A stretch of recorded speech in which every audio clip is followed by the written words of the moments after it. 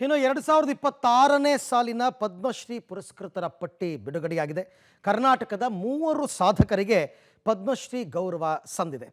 ಕನ್ನಡದ ಜ್ಞಾನದಾಸೋಹಿ ಪುಸ್ತಕ ಮನೆ ಖ್ಯಾತಿಯ ಅಂಕೇಗೌಡರಿಗೆ ಪದ್ಮಶ್ರೀ ಗೌರವ ಸಂದಿದೆ. ಸಾಹಿತ್ಯ ಮತ್ತು ಶಿಕ್ಷಣ ಕ್ಷೇತ್ರದಲ್ಲಿನ ಸಾಧನೆಗಾಗಿ ಅತ್ಯುತ್ತಮ ಗೌರವ ಸಿಕ್ಕಿದೆ. ಮಂಡ್ಯ ಜಿಲ್ಲೆ ಪಾಂಡವಪುರದ ಚಿನಕುರಳಿ ಗ್ರಾಮದವರಾದ ಅಂಕೇಗೌಡರು 20 ಲಕ್ಷಕ್ಕೂ ಹೆಚ್ಚು ಪುಸ್ತಕಗಳನ್ನು ಸಂಗ್ರಹಿಸಿದ್ದಾರೆ.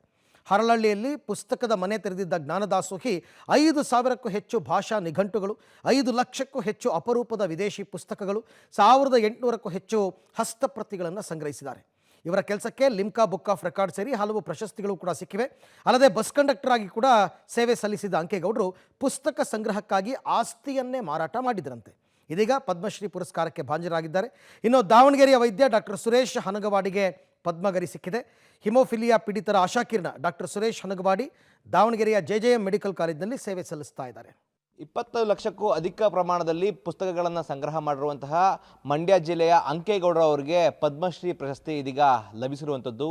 ನಿಟ್ಟಿನಲ್ಲಿ ನಾನಿದೀಗ ಅವರು ಸಂಗ್ರಹ ಮಾಡಿರುವಂತಹ ಪುಸ್ತಕ ಭಂಡಾರದಲ್ಲಿ ನಾನಿದ್ದೀನಿ. ದೃಶ್ಯದಲ್ಲಿ ಗಮನಿಸ್ತಾ ಇದ್ದೀವಿ. ಎಲ್ಲಿ ನೋಡಿದ್ರು ಕೂಡ ಪುಸ್ತಕಗಳಲ್ಲಿ ಕಂಡುಬರ್ತಾ ಇರುವಂತಹ ದೃಶ್ಯಾವಳಿಗಳನ್ನು ಗಮನಿಸ್ತಾ ಇದ್ದೀವಿ. ಇವರು 20 ಲಕ್ಷಕ್ಕೂ ಅಧಿಕ ಪ್ರಮಾಣದಲ್ಲಿ ಪುಸ್ತಕಗಳನ್ನು ಇವರು ಸಂಗ್ರಹ ಮಾಡಿದ್ದಾರೆ. ಈ ನಿಟ್ಟಿನಲ್ಲಿ ಇವ್ರಿಗೆ ಅಪಾರ ಪ್ರಮಾಣದ ಪ್ರಶಸ್ತಿಗಳು ಕೂಡ ಬಂದಿದೆ. ಅದೇ ನಿಟ್ಟಿನಲ್ಲಿ ಇದೀಗ ಪದ್ಮಶ್ರೀ ಪ್ರಶಸ್ತಿ ಬಂದಿರುವಂಥದ್ದು ಇವರ ಬದುಕಿನ ಶ್ರೇಷ್ಠ ಪ್ರಶಸ್ತಿ ಆಗಿರುವಂಥದ್ದು.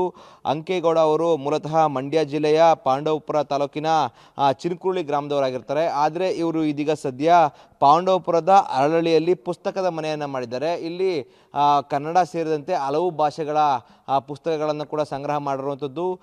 ಈ ನಿಟ್ಟಿನಲ್ಲಿ ಇವರು 22ಕ್ಕೂ ಅಧಿಕ ಭಾಷೆಗಳ 5,000ಕ್ಕೂ ಅಧಿಕ ನಿಘಂಟು ಮತ್ತು ವಿಶೇಷವಾಗಿ ವಿದೇಶಿ ಪುಸ್ತಕಗಳನ್ನು ಕೂಡ ಸಂಗ್ರಹ ಮಾಡಿರುವಂಥದ್ದು ಸಾಕಷ್ಟು ಏನು ಇವರ ಸಾಧನೆ ಆಗಿರುವಂಥದ್ದು. ಇದಲ್ಲದೆ ರಾಜ ಮಹಾರಾಜರ ಕಾಲದ್ದು ಜೊತೆಗೆ ಏನು ಬ್ರಿಟಿಷ್ ಕಾಲದಂತಹ ಚಲಾವಣೆಯಲ್ಲಿ ಇದ್ದಂತಹ ನಾಣ್ಯಗಳನ್ನು ಕೂಡ ಇವರು ಸಂಗ್ರಹ ಮಾಡಿದ್ದಾರೆ. ಈ ನಿಟ್ಟಿನಲ್ಲಿ ಪುಸ್ತಕಗಳ ಅಭಿರುಚಿಯ ವಿಚಾರದಲ್ಲಿ ಸಾಹಿತ್ಯ ಕ್ಷೇತ್ರದಲ್ಲಿ ಈ ರೀತಿಯಾಗಿ ಸಾಧನೆ ಮಾಡಿರುವಂತಹ ಅಂಕೇಗೌಡ ಅವರಿಗೆ ಇದೀಗ ಪದ್ಮಶ್ರೀ ಪ್ರಶಸ್ತಿ ಕೂಡ ಲಭಿಸಿರುವಂಥದ್ದು.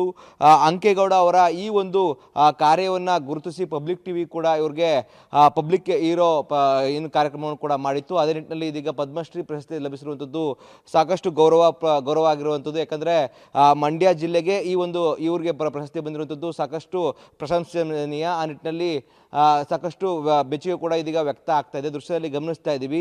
ಅವರು ಸಂಗ್ರಹ ಮಾಡಿರುವಂತಹ ಪುಸ್ತಕ ಮನೆಯಲ್ಲಿ ಎಲ್ಲಿ ನೋಡಿದ್ರು ಕೂಡ ಪುಸ್ತಕಗಳ ರಾಶಿಯೇ ಇರುವಂಥ ದೃಶ್ಯಾವಳಿಗಳನ್ನು ಗಮನಿಸ್ತಾ ಇದ್ದೀವಿ.